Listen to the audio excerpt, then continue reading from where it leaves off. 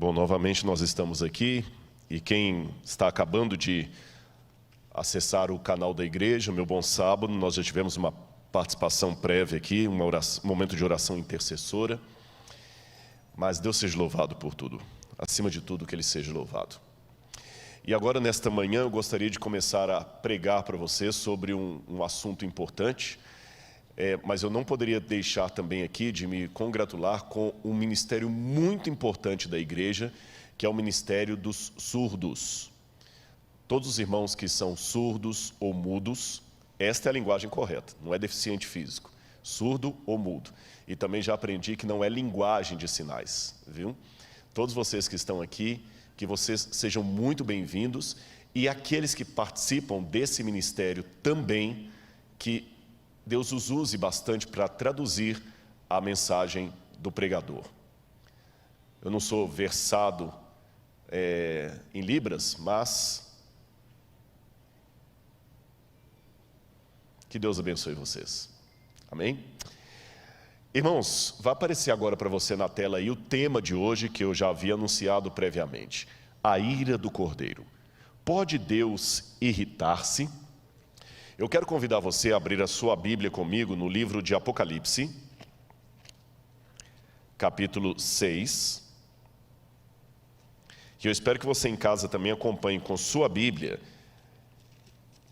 o texto que nós vamos ler. E eu vou mostrar também no quadro, para que você também possa ler junto. Coloca aí na tela, por gentileza. Apocalipse, só um minutinho que não... Ok, passou. Apocalipse, capítulo 6, versículos 6 e 17. Assim diz: E diziam aos montes e aos rochedos: Caí sobre nós, e escondei-nos do rosto daquele que está sentado sobre o trono e da ira do Cordeiro. Porque é vindo o grande dia da sua ira, e quem poderá subsistir? A ira do Cordeiro. A primeira estranheza desse texto é a própria forma constructa que o termo é colocado, ira de um cordeiro. Parece tão antagônico quanto dizer o miado do cachorro ou o latido do gato. Não faz sentido. O cordeiro sempre é reconhecido como sendo um animal dócil, não ofensivo, que não agride. É lógico que alguns carneiros podem dar amarradas e chifres em alguém, bater e ser perigoso, mas o cordeiro, ou como diz no grego, arnion, quer dizer um cordeirinho mesmo, um filhotinho, simples. Ele ficar irado? É estranho nós imaginarmos isto, aquele cordeiro que nos ama, que deu sua vida por nós, agora está de repente irado. Por que temos tanta dificuldade de tratar desse assunto da ira do Cordeiro? Eu quero mostrar algumas coisas e você entenderá nisso. Coloque na tela, por gentileza. Eu fiz menção durante a semana de um sermão pregado em 1741, um sermão famoso de Jonathan Edwards, que ele foi pregado em Enfield, Connecticut. E o sermão era baseado em Deuteronômio 32, 35, que diz: a seu tempo, quando revelar o seu pé, e ele proclamava a ira de Deus sobre o pecado. Os historiadores que colocam esse sermão de Jonathan Edwards como sendo um dos mais famosos sermões do mundo, eu fiz menção disso durante a semana, diziam que enquanto ele descrevia a cena do juízo de Deus e as labaredas do inferno abrindo a sua boca e engolindo os pecadores, que as pessoas ficavam tremendo, tão apavoradas, que elas se seguravam nos bancos da igreja com medo do chão desaparecer sob os seus pés e elas serem engolidas. Foi um dos sermões mais famosos da história. O título dele: Pecadores nas mãos de um Deus irado. Se eu anunciasse aqui na igreja um sermão com esse título, Pecadores nas mãos de um Deus irado, muita gente já ia começar a dar dislike sem ao menos assistir. Não faria muito sentido hoje falar de pecadores nas mãos de um Deus irado. Essa imagem não é politicamente muito correta para os dias em que vivemos. E por quê? Eu vou explicar para você. Olha aí na sua tela o que eu quero dizer. Você sabe que hoje a ideia de uma pessoa excessivamente irada pode ser considerada até uma mente doentia que, aliás, a psicologia classifica como distimia. Quem se lembra do famoso Seu Lunga, um dos homens mais mal-humorados do mundo? E dizem que o mau humor chega a ser uma doença crônica, que deixa a pessoa chata, uma pessoa muito difícil de conviver com ela. O ranzinza vive geralmente irritado, isolado consigo mesmo, irritado com os demais. A qualidade de vida dele pode ser de depressão, e é difícil conviver com alguém ranzinza. O seu Lunga, ele pode ser até um personagem famoso do folclore nordestino. Aliás, dizem até que ele é tão ranzinza que ele moveu uma ação contra os escritores de cordel do Nordeste, que faziam histórias baseadas no seu temperamento irascível, e ele ganhou a causa. Todo mundo ouviu falar do Seu Lunga, e até hoje, apesar dele ter ganhado a causa judicial, até hoje, quando querem no Brasil falar de exemplo máximo de alguém com distimia ou com mau humor crônico, alguém que se ira rapidamente ou com violência, pensam no Seu Lunga. E quando a gente fala de Deus, um Deus irado, a primeira imagem que nos vem é de um Deus parecido com o Seu Lunga. Um Deus que não parece muito politicamente correto. É curioso que realmente a imagem de um Deus sentado num trono, de barba branca e cara fechada, com o dedo em riste para destruir pecadores, não parece ser a melhor fotografia de Deus para mostrar. É tão desgastante essa imagem de um Deus irado, que já nos tempos, pouco depois do período apostólico, você já tinha Marcião, que era um dissidente do cristianismo, dos hereges, que chegou a proclamar que havia dois deuses, o Deus do Antigo Testamento e o Deus do Novo Testamento, e que os dois estavam em oposição. O Deus do Antigo Testamento, segundo Marcião, é aquele Deus irado, que destrói Sodoma e Gomorra, que destrói os antediluvianos, que dá a lei, que faz Uzá ser fulminado apenas porque tocou na arca, que fulmina Nadab e Abiú só porque levaram fogo estranho no santuário. Já o Deus do Novo Testamento é o Deus que diz para a pecadora: vá e não peques mais, nem eu te condeno. É o Deus que oferece para a samaritana água. É o Deus que tem paciência com os apóstolos, é o Deus do Calvário. E os dois estão em franca oposição. Mesmo que hoje você nunca tenha ouvido falar em Marcião, muitas pessoas acabam ecoando, ainda que inconscientemente, a teologia dele. Parecem falar de dois deuses distintos. Até na teologia evangélica, desculpem os irmãos evangélicos, eu vejo um pouco de marcionismo, quando dividem demais a história da salvação entre o tempo da lei e o tempo da graça. Como se o tempo da lei fosse um tempo de legalismo e o tempo da graça fosse um tempo de melhor salvação, de salvação diferente. Não, Moisés, Adão, Elias, Isaías, Daniel, todos os que viveram na chamada dispensação da lei, foram salvos pela fé, tanto como aqueles que viveram na chamada dispensação da graça. A diferença é que os do Antigo Testamento depositavam a sua fé no Cordeiro que haveria de vir, e os do Novo Testamento depositavam a sua fé no Cordeiro que veio e voltará. Mas, de qualquer forma, por detrás de tudo isso existe essa dificuldade de conciliar a imagem do Deus Jesus com Deus Javé. Um parece que está pronto a destruir, o outro parece que está só querendo amar e perdoar. Mas o Apocalipse une os dois ao falar da ira do Cordeiro. Eu quero mostrar outra imagem para vocês. Você já ouviu falar no mito das fúrias? As fúrias eram divindades romanas que seriam irmãs encarregadas da vingança por um crime cometido. A própria palavra fúria, que vem do latim, é uma palavra que remete a essas divindades da mitologia romana e que também havia na mitologia grega.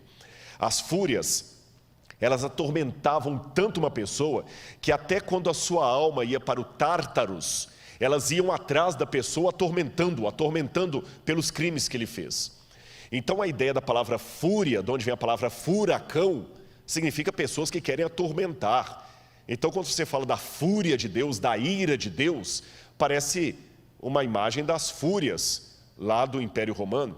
Aliás, olha aí no seu quadro, eu quero ainda continuar essa ideia da mitologia e falar que também na mitologia grega, Hesíodo falava que quando o titã Cronos castrou seu pai Urano, ele jogou a sua genitália no mar. E as eríneas seriam a versão grega das fúrias. Elas nasceram do sangue de Uranos. Deixa eu contar isso aqui para você. Na mitologia grega, segundo contada por Hesíodo, como foi o nascimento dos deuses, havia originalmente Gaia, que é a chamada Terra, e Uranos, que é o céu. Uranos e Gaia coabitaram e tiveram 3 tipos de filhos. Tiveram os centimanos, tiveram os titãs e tiveram os cíclopes. E Uranos não gostava dos seus filhos, e ele sempre queria prender os filhos na barriga de Gaia. Só que os titãs se rebelaram contra o próprio pai, castraram o pai, e o sangue do pai caiu, e o membro do pai também caiu no mar. E ao cair no mar, aquela espuma que formou, tudo que bate na água do mar forma uma espuma, dessa espuma nasceu Afrodite. Mas do sangue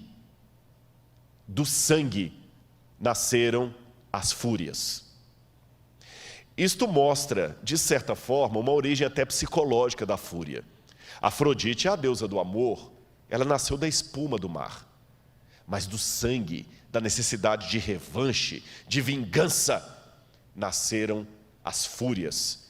E quando a gente fala de um Deus que se ira, que se vinga, a primeira sensação que nós temos é de raiva, é de não aceitar esse Deus. Não é a melhor imagem para apresentar para alguém. Mas se eu tenho que ser fiel à Bíblia, eu tenho que ser fiel à Bíblia como um todo. Tão nocivo quanto rejeitar a palavra de Deus é eleger apenas as verdades que me são convenientes. Há pessoas que são ateias, elas rejeitam a Bíblia como palavra de Deus. Há outros que também são ateus teóricos, porque eles só elegem da Bíblia as verdades que lhes são convenientes e tenta esconder ou não mencionar as verdades que são incômodas. Eu reconheço perante todos que estão comigo que dizer que Deus se ira, que Ele se irrita, é uma verdade incômoda, mas ela está na Bíblia, fala da ira do Cordeiro. Numa época do politicamente correto, que a gente tem que tomar cuidado até com a nomenclatura que se usa, por isso até que eu expliquei, porque eu estou falando de surdo e mudo aqui, porque alguém pode achar que eu estou falando errado. Alguns defendem que você tem que falar preto, outros falam que tem que ser negro. Alguns falam que é homossexualismo, outros falam que é homossexualidade. Numa época de tanta linguagem politicamente correta, que você tem que medir cada frase, alguns acham que se eu cumprimentar boa noite a todos, eu já estou sendo machista e patriarcal, porque eu tenho que falar boa noite a todos e a todas, e assim por diante. Mas quando eu vou a Romanos, capítulo 1, lá não usa essa linguagem politicamente correta, lá fala: a ira de Deus se revela do céu contra toda forma de impiedade dos homens, porque eles deixaram o contato natural das mulheres, se inflamando homem com homem, e Deus os entregou às suas vis situações, a ira do céu. E quando você vai no grego, lá está, reorgeto teu, orge, a ira de Deus em grego, orgeto teu, orge, é aquela ira que vem das entranhas, aquela indignação, não é uma raivazinha qualquer. Vamos continuar o nosso passeio aqui para aprender mais alguma coisa. O problema hoje, e isso aqui eu digo em primeira pessoa do singular, eu, Rodrigo, confesso para vocês os problemas que eu tenho em pregar sobre a ira de Deus. E eu até coloquei como título de propósito desse slide, o problema com a ira de Deus no mundo de likes. Eu vou explicar para você o que eu quis dizer com isso. E repito, nesse ponto aqui, ainda que é aparente, eu não estou julgando indireta para ninguém, ainda que aparente, eu não estou pensando em outra pessoa senão eu mesmo.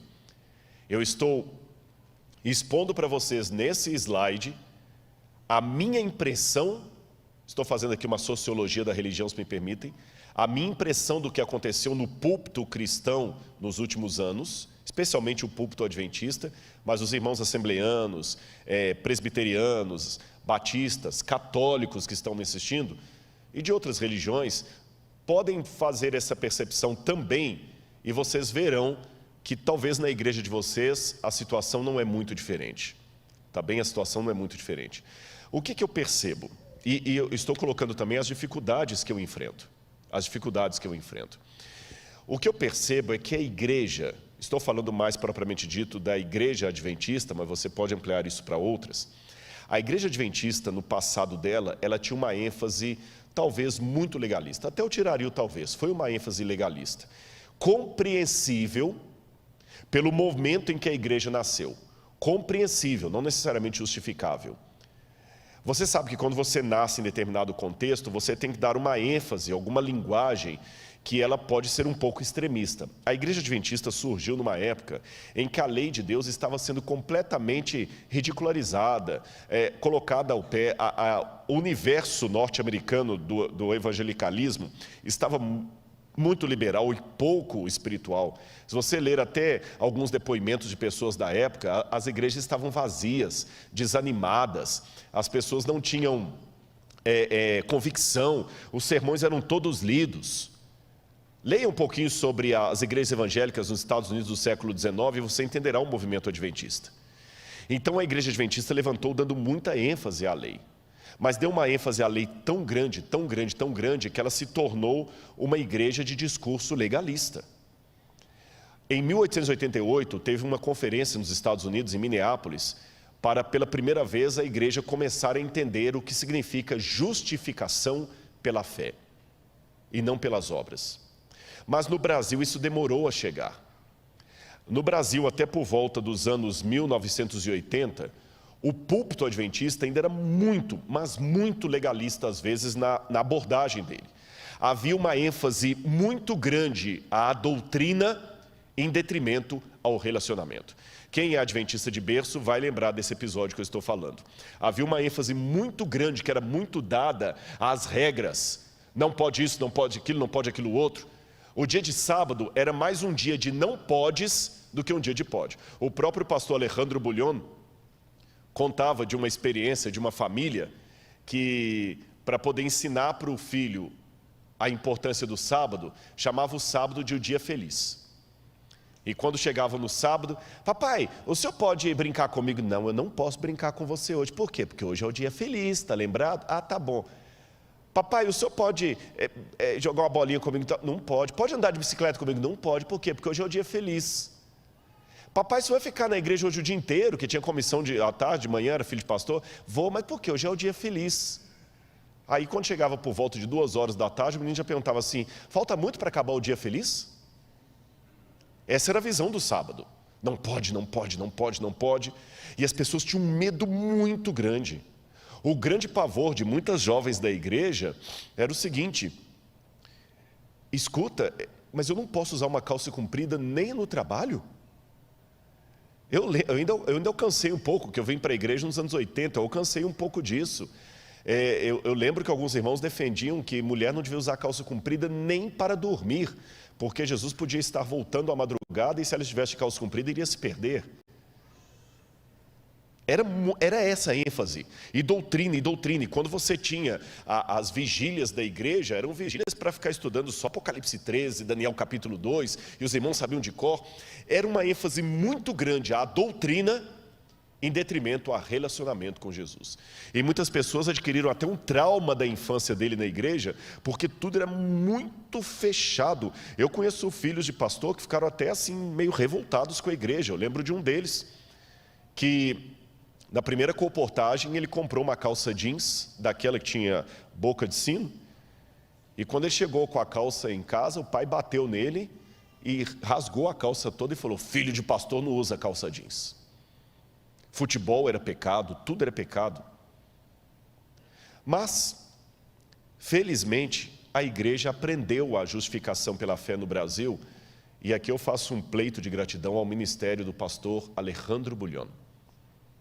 Alejandro Bullion foi um dos pioneiros que, ao lotar os estádios de futebol, ele começou a pregar de um Jesus que ama, de um Jesus que perdoa.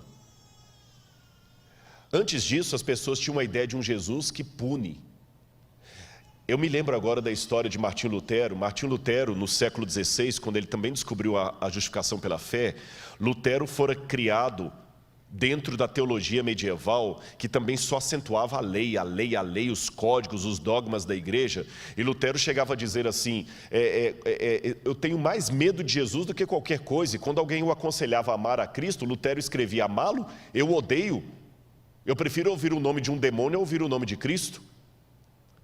E quando eu prego sobre a vida de Martinho Lutero, eu costumo colocar um adendo aqui: antes que você se ofenda com a declaração dele, deixe-me dizer que Deus é menos ofendido pela sinceridade de um pecador do que pela hipocrisia de um santo. E quando Lutero descobriu a justificação pela fé no livro de Romanos, aí que Lutero entendeu que os seus pecados eram um grão de areia na montanha do amor de Deus, e que a justiça não era algo que Deus cobrava de Lutero, mas que Deus lhe oferecia. E o livro de Romanos mudou a vida de Lutero. E o estudo da justificação pela fé também mudou a vida do pastor Alejandro Bullion. E os que são mais vividos na igreja se lembram do próprio pastor Alejandro Bullion, em quem eu tomo licença de me inspirar aqui. Ele foi um dos pioneiros que teve a coragem de fazer algumas coisas que eu fiz essa semana aqui, quando eu revelei que eu ainda tenho questão com depressão. Porque o Bullion foi um dos primeiros pregadores que teve a coragem de, num estádio para 10 mil pessoas, 20 mil pessoas, falar que ele estava perdido dentro da igreja. Um pastor departamental de jovens admitir. Os que são mais jovens talvez não conheçam as pregações do pastor Bullion. Talvez no YouTube você encontre. E eu me lembro que eu estava entrando para a igreja naquela época, a Campal de Itabuna, quando ele falou conhecer Jesus é tudo, e o maestro Williams Costa Jr. cantava: conhecer Jesus é tudo o que preciso conhecer, entender o amor é tudo o que preciso compreender, para ter poder no viver. E eu lembro o pastor Bullion pregando: não importa quem você é, Deus ama você. E jovens adventistas, talvez alguns até mais velhos ali na igreja, chorando copiosamente, se derretendo aos pés de Jesus. Foi maravilhoso. Mas depois da era do pastor Bullion, e com ele também vieram livros como do Dick Wynne, que escreveu a meditação O Amor que Restaura, Morris Vanden, que escreveu o livro Como Conhecer a Deus, um plano de 5 dias, livros que revolucionaram a igreja. Mas eu vi um movimento pendular. A igreja antes tinha muita ênfase na doutrina em detrimento ao relacionamento. Mas ela passou o pêndulo, ela passou o pêndulo para o outro lado, e agora ela tem muita ênfase no relacionamento em detrimento à doutrina. E numa era pós-Bullion, eu sou obrigado a alertar, é uma leitura que eu estou fazendo em primeira pessoa do singular, que se no passado havia um exagero na doutrina em detrimento ao relacionamento, vou repetir a frase: se no passado havia uma ênfase na doutrina em detrimento ao relacionamento que causava um descompasso espiritual, hoje nós estamos numa ênfase no relacionamento em detrimento à doutrina. Eu vou até narrar nas músicas. Vocês já viram como é que eu sou apaixonado com Arautos do Rei. Olha a tônica no passado. Se Jesus viesse hoje, qual seria teu sentir? Talvez tu procurasses te esconder devido a algum pecado. Vocês perceberam? Perceberam a questão do medo? Não estou pejorando, não. Foi isso que me converteu. Estou apenas fazendo uma leitura. Olha a musiquinha da criança. Cuidado, olhinho com que vê. Cuidado, olhinho com que vê. Deus lá no céu está olhando para você. Olha a ênfase. Mas agora olha a ênfase de muitas músicas. Jesus te ama de qualquer jeito. Jesus não julga. Jesus não condena. É quase que uma sensação, desculpem a paródia que eu vou fazer, mas a sensação escatológica que eu sinto é essa: que depois do milênio, os ímpios vão ressuscitar, e quando Jesus for mandar descer o fogo do céu para... Não, Senhor, não faça isso, nós somos a coisa mais linda que o Senhor criou. O Senhor não vai ter coragem de destruir a gente, o Senhor não condena. Aí Deus, como um pai laço, dirá: vocês sabem que eu tenho coração mole, né? Eu não tenho coragem de destruir vocês. Desculpa, gente, eu sei que eu falei que eu ia descer o fogo, mas não dá, eu não tenho coragem, desculpa, eu não tenho. Quem é mãe me entende, né? Eu não vou ter coragem. Abra as portas da Nova Jerusalém, deixa todo mundo entrar, até Satanás e os anjos também, entrem para cá. Eu tenho coração mole, eu não vou deixar ninguém ir para o inferno. Desculpe a paródia, mas se com muito respeito eu fiz essa leitura da visão do passado, é a autocrítica que eu faço da geração a qual eu pertenço. Então, quando eu vou ao Apocalipse e leio sobre a ira do Cordeiro, eu tento, repito, estou falando a primeira pessoa do singular, eu tento equilibrar esta relação entre doutrina e relacionamento, entre amor e santificação. Porque eu sei que se eu pregar só um lado, eu estarei pregando um evangelho manco. E um evangelho manco é como um carro de 3 rodas. Não vai para lado nenhum. E de carro que não vai para lado nenhum, o pastor entende. Porque o dele está no concerto tem 2 semanas. Perceberam? Volte, por gentileza, o slide, que eu ainda quero fazer alguns comentários de coisas que eu me preocupo em relação a mim mesmo e a minha pregação. Coloca lá, por gentileza. Eu, vivendo no mundo de likes, o pastor me perguntou quantos seguidores eu tenho no YouTube aqui, 720 mil. Eu, às vezes, me sinto um pouco numa camisa de força. Estou pensando em voz alta, onde eu sou obrigado a colocar coisas que podem dar mais likes e evitar os dislikes. É uma tentação. E para eu evitar os dislikes, eu vejo que hoje é proibido proibir. Eu vejo que hoje eu tenho que seguir o pêndulo homilético. Eu tenho que dar ênfase ao relacionamento em detrimento à doutrina. Porque se eu ficar falando de doutrina, muita gente não vai gostar. Eu tenho que ser descolado para eu ganhar likes, não almas, likes. E em ser descolado, uma pergunta que eu faço para mim mesmo. Eu fico muito feliz, a igreja me deu um terno da Brooksfield, desculpa, é uma loja boa. Mas eu ainda me preocupo, não estou desdenhando o presente da igreja, de jeito nenhum, não é isso. Mas é uma reflexão que eu faço, eu me preocupo com aquela questão da modéstia cristã. E permitam-me aqui os irmãos, eu acho que muito tempo nós tivemos um discurso patriarcal ao falar da modéstia cristã, porque só falava da mulher. Modéstia cristã tem a ver com joias, com saia, mas a modéstia cristã não tem a ver também com a roupa do homem? Eu acho que o jeito que eu me visto pode ser um bom ou um péssimo testemunho a respeito daquilo que eu represento. E eu sei que eu tenho que me vestir de uma maneira jovial para atrair os jovens, mas eu, Rodrigo, fico pensando, será que eu não estou usando a desculpa da adequação para ser moderninho? Será que agora, sob a égide de atingir o jovem, eu estou aproveitando isso como desculpa para ser altamente vaidoso e descolado, sob a pretensão de que estou sendo assim apenas para atingir o jovem, que eu não quero parecer tiozão? Será que eu não estou tão preocupado em ser descolado que agora eu me vendo na minha identidade denominacional só para ser descolado e ter mais likes? É a preocupação que eu faço todo dia comigo mesmo. Continua, por favor. Outro problema. Às vezes a gente é obrigado a querer evitar o controverso, a não ser que gere mais likes. Eu só vou seguir o controverso se ele for alguma coisa que vai bombar na internet. Quem que é o público que mais assiste na internet? Não são idosos. Idoso fica com o Facebook. É verdade. Idoso assiste pelo Facebook. A galera mais jovem é YouTube, é Netflix. E a galera mais jovem, eles gostam do controverso que desafia a tradição, não o controverso que desafia a cultura deles. Eu aqui colocar em dúvida a autoridade da igreja, um monte de jovens vai bater palma para mim. Esse fala. É só eu questionar a divisão aqui, questionar a igreja. É só eu falar contra os velhos da igreja, vai todo mundo, ei, é isso mesmo, valeu, blá, blá, blá. Nós temos que ensinar a igreja, esses velhos não entendem a gente, não tem diálogo. Beleza, é isso aí, Rodrigão, você é o cara, é o nosso youtuber. Mas se eu questionar Anitta, se eu questionar joguinho de internet, se eu denunciar músicas populares, aí não é bom não.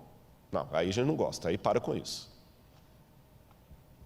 Como é que é o nome daquele maior youtuber? Eu esqueci o nome dele, aquele que tem mais de... É o Whindersson Nunes e tem o outro também aí. Felipe Neto. Se eu detonar com o Felipe Neto aqui, não, é Rodrigo Quadrado, ele não entende. Se eu detonar, só eu estar mencionando o nome dos dois aqui, eu sei que alguém vai falar, Rodrigo, você não deveria falar do nome deles em público.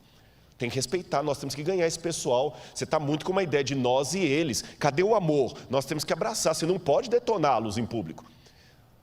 Mas se eu julgar em direto aqui contra o pastor Ayrton Keller, aí vai ter um monte de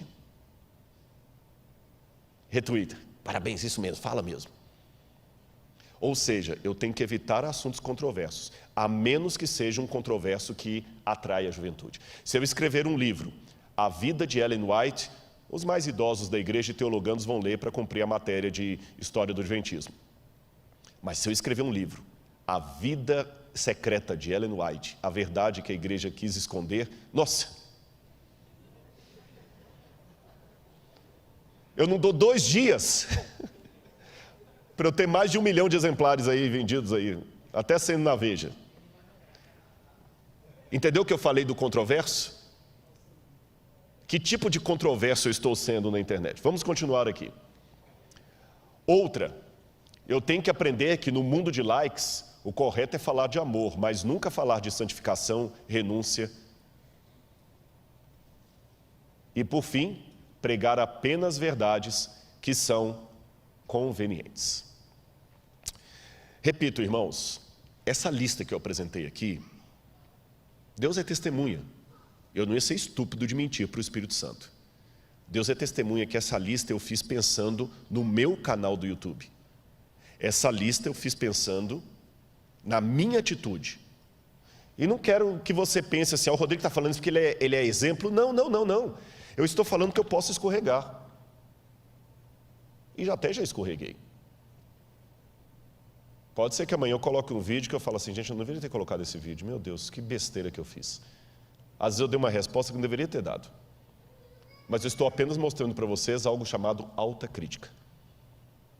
E estou pedindo a Deus para que eu consiga o equilíbrio entre doutrina e relacionamento. Que eu pregue um Deus de amor, mas um Deus que pune.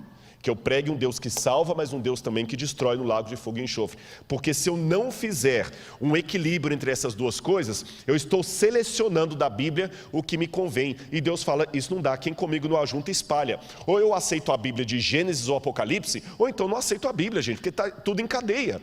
Por exemplo, eu sei que como tem pessoas de várias religiões me ouvindo, se você já escutou algum teólogo falando com você que um Gênesis é um mito, que não existe Adão e Eva, que isso é um mito, que os conservadores, a teologia fundamentalista que não entende isso, então nós temos um problema, que se o Gênesis é mito, não teve pecado. Se não teve pecado, não tem redenção. Se não teve redenção, Jesus não teve morte redentora. Se ele não teve morte redentora, o que ele veio fazer aqui? Tudo cai por terra. Vamos continuar a nossa colocação aqui. Agora, Apocalipse 19, 13 e 15... fala da volta de Jesus numa forma muito interessante, que ali tem até um vídeo para vocês verem. Eu vou ler aqui, mas olha a imagem que está lá. Apocalipse 19, versos 13 e depois o verso 15. Quando fala de Jesus voltando, diz que ele está vestindo com um manto encharcado de sangue, e o seu nome é o Verbo de Deus. E fala no verso 15... da sua boca sai uma espada afiada para com ela ferir as nações.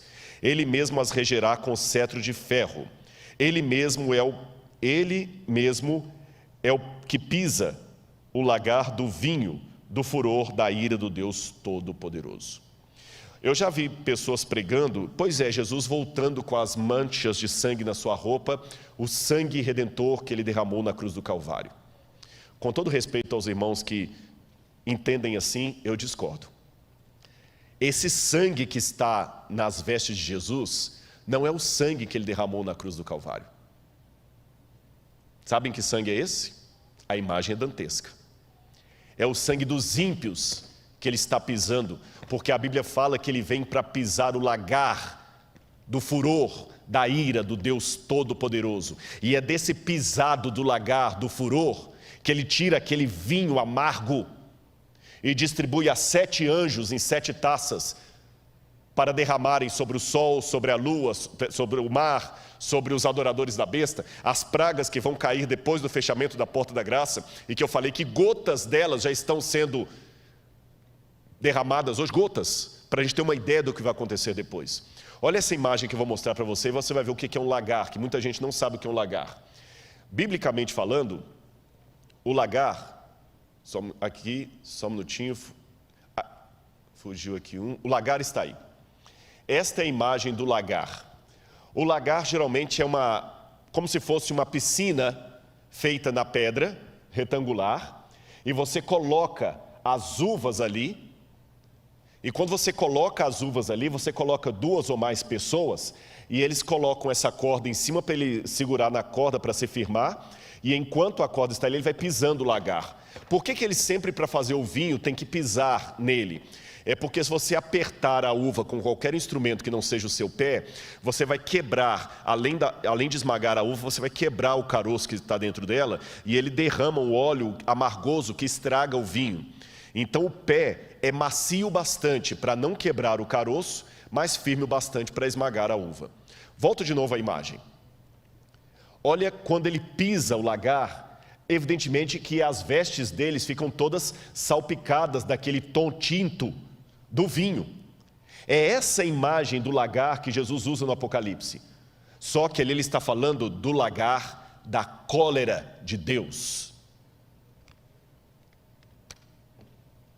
E você fala, Rodrigo, então Deus se ira? Sim. E por que ele se ira? Por que ele se irrita tanto?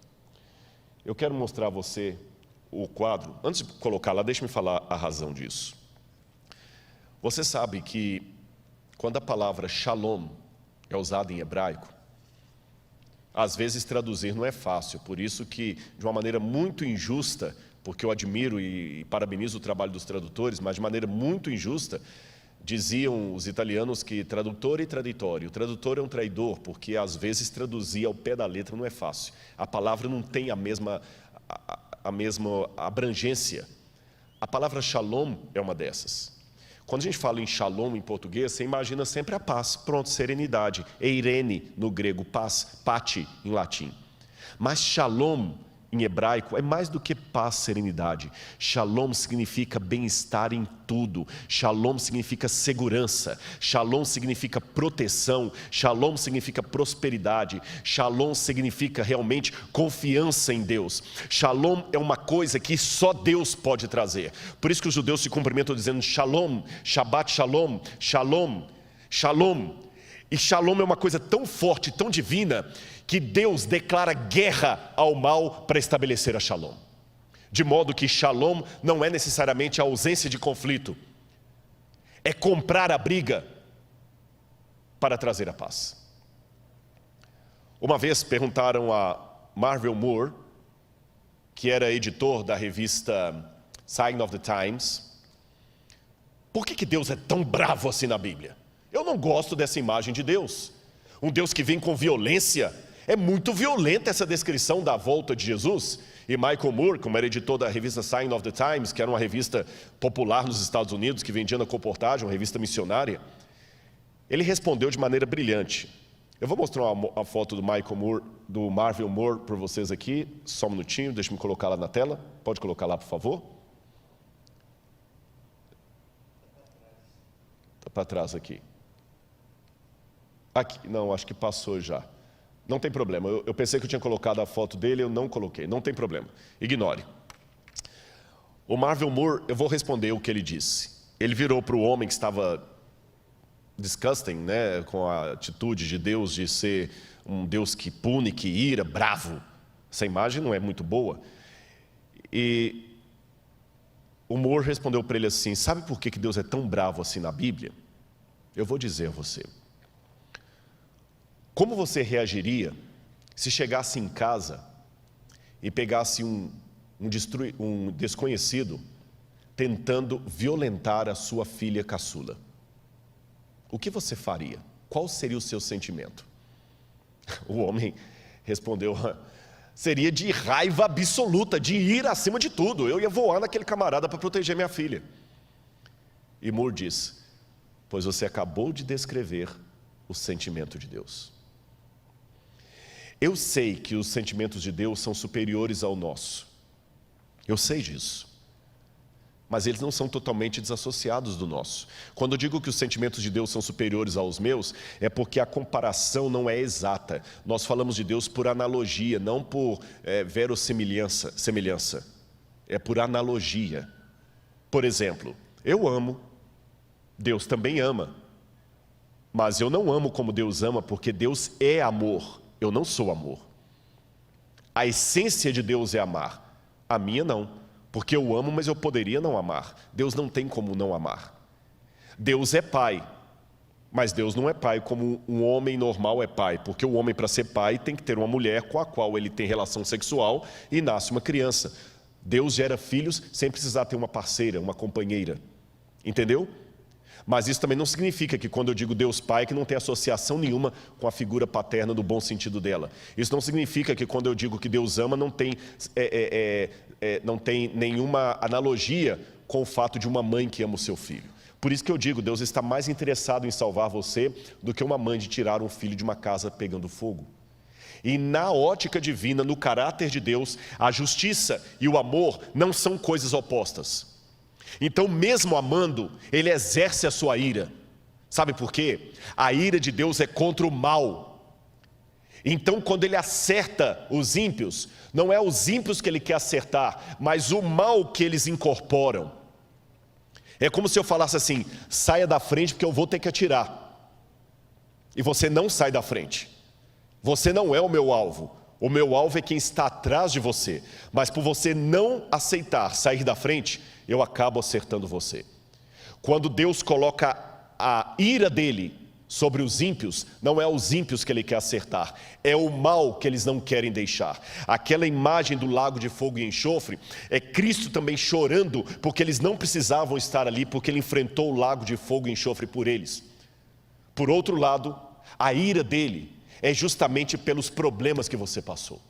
Eu quero mostrar uma última imagem para vocês. Essa imagem aqui, que vai aparecer na tela agora, é uma imagem real de policiais estourando um cativeiro. Eu lembro dessa reportagem. Volta para mim, por favor. Essa reportagem é muito semelhante a várias outras que você já ouviu falar. A filha de um empresário foi apanhada num cativeiro, como tantos outros. E às vezes o sequestrador, ele é covarde, ele é cruel, ele é mau, ele é ímpio. Lembra o irmão daquela dupla sertaneja, não sei se é o Leandro e Leonardo, que eles cortaram a orelha do rapaz e mandaram para a família? Agora imagina a aflição da família. E essa menina estava, se eu não me engano, há semanas na mão dos sequestradores. E a polícia conseguiu descobrir, através da inteligência, onde aquela menina estava. E a polícia foi estourar o cativeiro. E quando eu vi a imagem, porque era essa época que tinha esses policiais que acompanhavam com o cinegrafista, quando eu vi a reportagem, eu entendi o significado da expressão estourar o cativeiro, porque literalmente é isso, estoura o cativeiro. E até o apresentador, que também entendia do mundo policial, explicava para todos, na época, telespectadores, hoje não se usa mais essa expressão, hoje é só espectadores, porque muitos vêm pela internet, mas os telespectadores, ele explicava o porquê daquilo ali. Ele queria dizer, olha, eles têm que fazer isso porque é um jogo psicológico. Eles têm que mostrar para o bandido que eles estão com raiva do que ele fez e que a sociedade está indignada. Isso torna o bandido desnorteado. E, irmãos, foi muita coisa, parecia cena de filme de guerra, cena de guerra. Aqueles dois policiais que estavam indo no mato, não eram ninguém perto do grande batalhão que estava ali. Eles foram primeiro, assim, de maneira silenciosa, com cães farejadores, já sabiam a casa onde estava a menina, tinha uns 2 ou 3, não lembro, miliantes lá dentro. E de repente, quando o comandante deu o sinal pelo rádio, todos parece que eram ensaiados. Fizeram barulho ao mesmo tempo, apareceu um helicóptero não sei de onde, começaram a jogar bombas de efeito, com bomba, aquela coisa, e o cara tipo um megafone, dizendo assim: a casa caiu, parado, e começou um pulando para lá. Mas engraçado, que eu repito, eu não lembro quantos miliantes estavam na casa, mas eles saíam, eu digo mesmo, como rato. Sabe quando você dedetiza uma casa e começa a sair aquele monte de barato ou rato do bueiro? Foi assim, eles começaram a pular, um pulou, o outro pulou, daqui a pouco um pulou, o policial estava com o repórter atrás: baixa, a casa caiu, abaixa, o cara estava sem camisa assim, abaixou, e o sniper assim, bomba, e alguns começaram a atirar para cima, mas foi uma coisa tremenda. E de novo, o apresentador do programa explicou que era uma gangue muito perigosa, uma quadrilha, muito bem montada, e eles tinham que fazer aquilo porque eles tinham células em vários pontos, então tinham que rastrear tudo, não podia deixar ninguém escapar. Eles cercaram a área mesmo.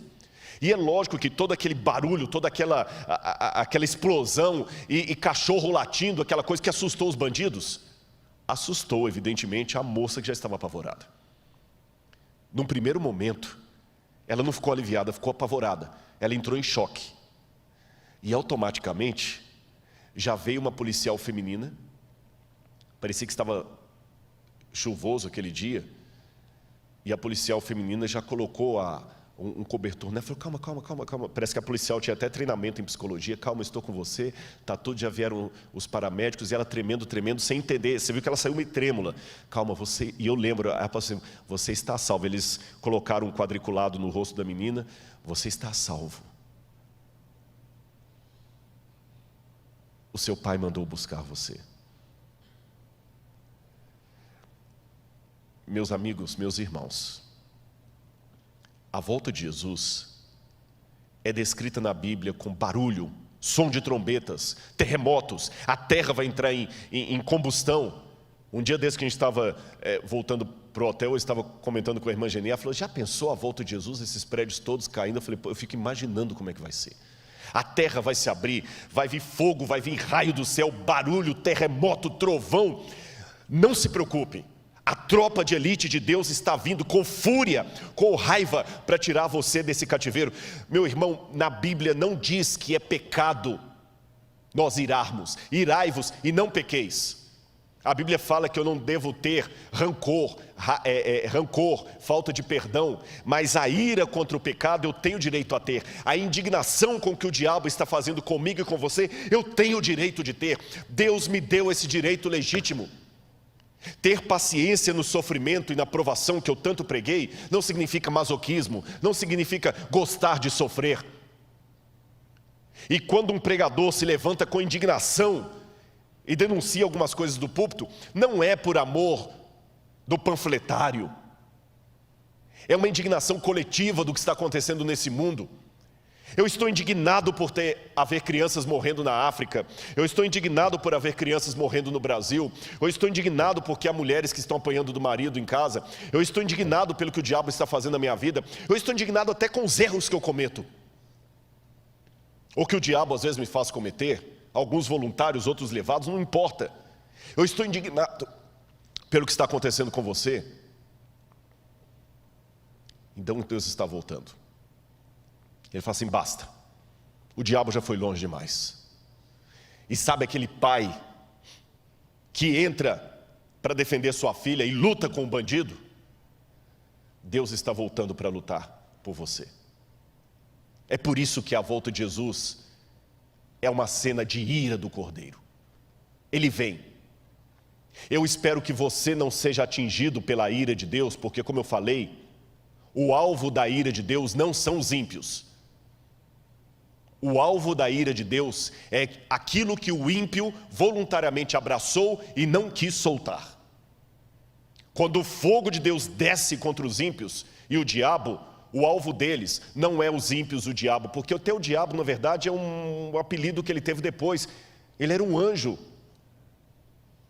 A dor de Deus em destruir o anjo é a dor de um pai de enterrar um filho que morreu por overdose de drogas, que para quem não tem sentimento é apenas mais um rapaz envolvido com drogas, mas para o pai, a mãe é diferente.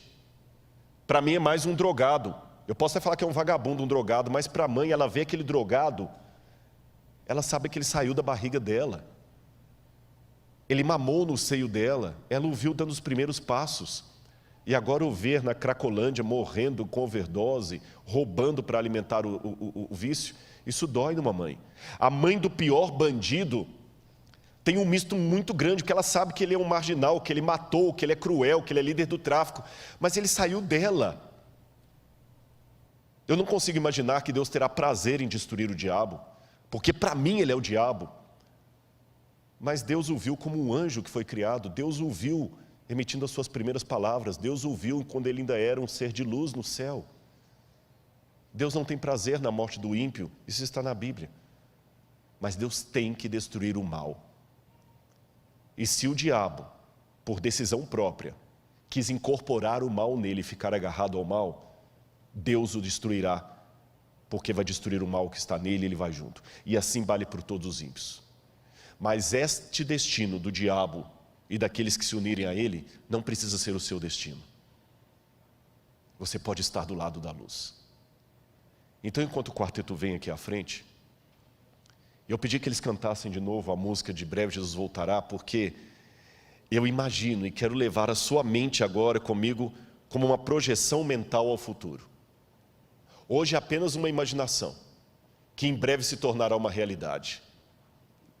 O mundo estará consumido pelo caos. As pragas caindo agora sem mistura de misericórdia. O mundo envolvido nas trevas, nas mãos do anticristo. O povo de Deus sendo perseguido. Uma confusão geral. Alguns tendo falta de água potável para beber, outros de pão. Algumas nações não se entendendo, mas o mundo se unindo num decreto político, religioso, financeiro, social, enganado pelo inimigo de Deus. Se eu estiver vivo, eu quero estar entre aqueles que serão perseguidos. E quero estar com você, que ontem eu estendi a mão. Porque nós vamos ver tudo aquilo que os adventistas me ensinaram. Não será mais uma descrição. Nós vamos ver o céu se abrindo. E de repente aparecendo uma pequena nuvem vindo do Oriente, do tamanho aproximado da mão humana. E essa nuvem vai começar a abrir um efeito diferente, como se fosse um túnel. E imagine a glória que será ver pela primeira vez um anjo de Deus cruzando o céu. Um anjo e outro anjo. E o mundo inteiro vai ver, o mundo vai parar de alguma forma, que eu não sei como, porque o mundo é esférico, o mundo vai ver. E as pessoas vão começar a comentar e vão mandar o WhatsApp, se a internet ainda estiver funcionando. Olha para o céu, olha para o céu. E alguns desesperados, os comportamentos serão distintos. Alguns vão pedir as rochas para cair em cima deles. Outros vão ser destruídos, talvez pelos prédios caindo. Outros vão falar assim, alguma coisa está errado. Não é certo. Vão protestar, vão cuspir, vão blasfemar. E ele vai vir com poder e grande glória, e outro anjo, e mais outro anjo. E tudo aquilo que eu aprendi com a Sueli, quando ela me deu estudo bíblico pela primeira vez. E a irmã dela ainda me falou que essa semana ela sonhou comigo e com a volta de Jesus. Ela falou, Rodrigo, essa semana a Sueli teve muitos problemas emocionais. E ela falava toda hora, eu sonhei com o Rodrigo e com a volta de Jesus. Jesus voltando, não vai ser mais um sonho. Eu apelo a você, meu irmão, minha irmã, prepare-se para o dia da volta de Jesus. A ira do Cordeiro é contra o mal. A ira do Cordeiro é a seu favor. Lembre-se agora, em nome de Jesus, de tudo que o diabo já fez com você. As lágrimas que você derramou. Lembre as ofensas que você recebeu, as injúrias, as doenças que você teve que enfrentar, as orações não respondidas, as perguntas que você fez sem ter entendimento. Lembre as vezes que você só fez o bem e só teve problemas. Lembre as vezes que você foi um Jó do século 21. Lembra todos os momentos de dor. E entenda, Deus está indignado. Ele está indignado. Todas as vezes que você sofreu problema de racismo, todas as vezes que você sofreu problema de indignação, todas as vezes que você sofreu violência doméstica, Ele está indignado. Também está indignado todas as vezes que você pecou, porque Ele perdoou você, mas Ele sabe o que levou você ao pecado. E Ele vai voltar com poder e grande glória. Breve Jesus voltará, e eu quero estar com você naquele dia. Esta música, para mim, com as várias versões que ela já teve, deveria ser o hino oficial da Igreja Adventista do Sétimo Dia. A volta de Jesus. Eu ainda creio e quero ter você comigo. Preste atenção nessa música. Aquele que dá testemunho destas coisas diz: certamente venho sem demora. Amém. Ora vem, Senhor Jesus. Vamos orar? Feche o seu olho agora e vamos orar ao nosso Deus. Volta, Senhor. Vem buscar o teu povo.